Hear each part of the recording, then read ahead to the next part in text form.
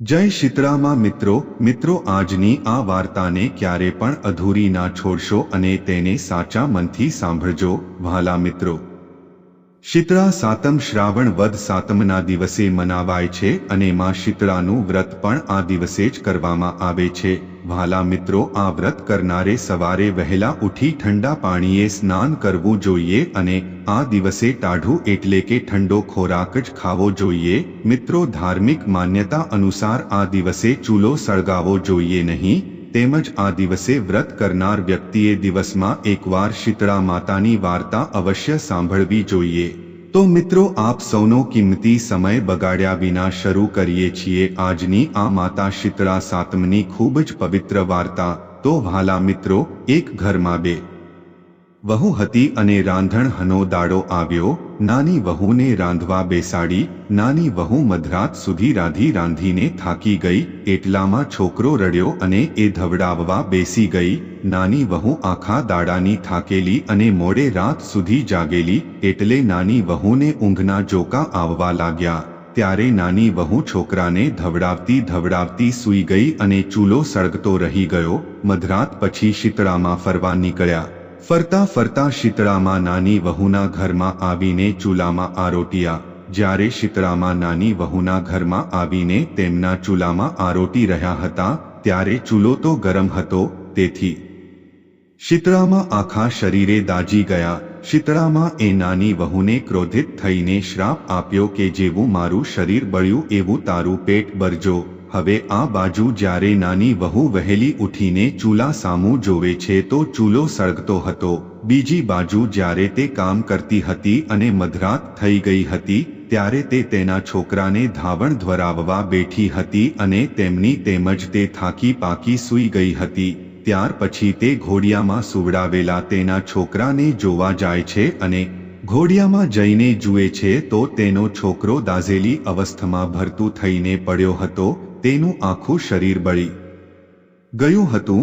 નાની વહુ સમજી ગઈ કે અવશ્ય શીતળામાનો શ્રાપ લાગ્યો છે અને એ તો જોરદાર આંસુએ રડવા લાગી। આ જોઈને તેની જેઠાણીને તો ઘણા દાડાની મનની દાજ ઓલાની, કેમ કે આવું જોઈને તે ખૂબ મનોમન ખુશ થઈ હતી। પરંતુ તેણીની સાસુને નાની વહુ પર અપાર પ્રેમ અને હેત હતો। સાસુએ તેને ધીરજ બંધાવતા કહ્યું, આમ રડે શું મળશે બેટી, શીતળામાં પાસે જા, શીતળામાં જ તારા છોકરાને સાજો કરશે।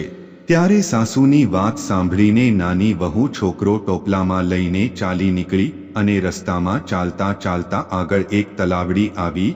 ત્યાં બે તલાવડીઓનું પાણી એકબીજામાં વહી રહ્યું હતું।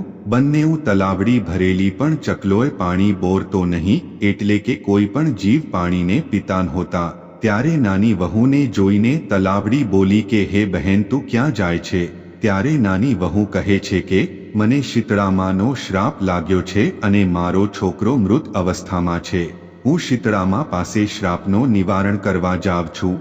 તલાવડી બોલી, બહેન, અમારું પાણી પીશો નહીં? ત્યારે નાની વહુ કહે છે કેમ કે અમારું પાણી જે પીવે છે તે મરી જાય છે। એવા તો અમે કયા પાપ કર્યા છે? તમે શીતળામા પાસે જાઓ છો તો અમારા પાપનું નિવારણ પણ પૂછતી આવજે। નાની બહુ આગળ ચાલવા લાગી। આગળ ચાલતા રસ્તામાં બે આંખલા મળ્યા। તેમના ઘરે ઘંટીના બે પથ્થર બાંધેલા અને લડ્યા જ કરતા હતા। વહુને જોઈને આંખલા કહેવા લાગ્યા, બહેન, તમે ક્યાં જાઓ છો? વહુ બોલી, શીતળામા પાસે શ્રાપનું નિવારણ કરવા જાઉં છું। ત્યારે આંખલા બોલ્યા, અમે એવા શું પાપ કર્યા છે કે અમે લડ્યા જ કરીએ છીએ? અમારા પાપનો નિવારણ પૂછતી આવજે। વહુ તો ચાલતા વન વગડામાં પહોંચી। બોરડીના ઝાડ નીચે એક ડોશીમાં બેઠા હતા, ઉઘાડો માથું અને ખંજવાળ્યા કરતા હતા। વહુને જોઈને ડોસી કહેવા લાગી, દીકરી યાં જાય છે? જરા મારું માથું જોતી જાને, મને બહુ ખંજવાળ આવે છે। વહુએ ડોશીમાના ખોળામાં છોકરો મૂક્યો અને માથું જોવા બેઠી। ડોશીમાના માથાની ખંજવાળ મટી ગઈ। આશીર્વાદ આપ્યા, જેવું મારું માથું ઠર્યું એવું તારું પેટ ઠરજો। આટલું કહેવામાં તો ડોશીમાના ખોળામાં છોકરો સડવડવા લાગ્યો। છોકરો સજીવન થયો। વહુને તો નવાઈ લાગી, હૈયામાં હરખનો પાર ના રહ્યો।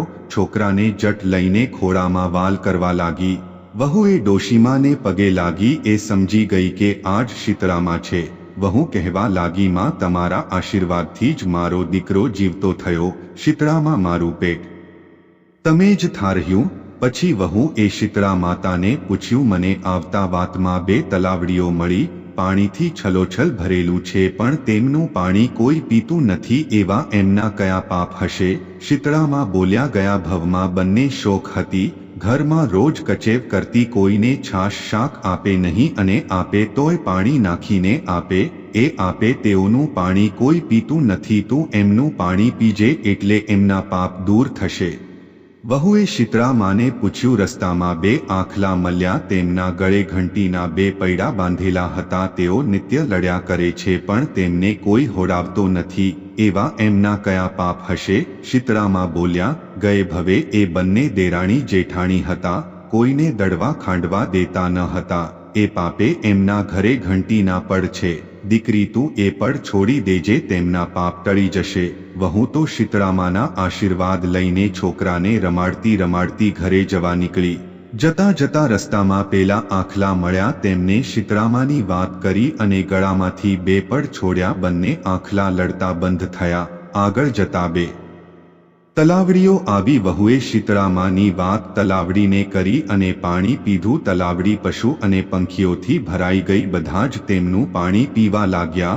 વહુ છોકરાને લઈને ઘરે ગઈ, સાસુ છોકરાને જોઈને રાજી થઈ ગયા, પણ જેઠાણીને મનમાં વેર વધ્યું.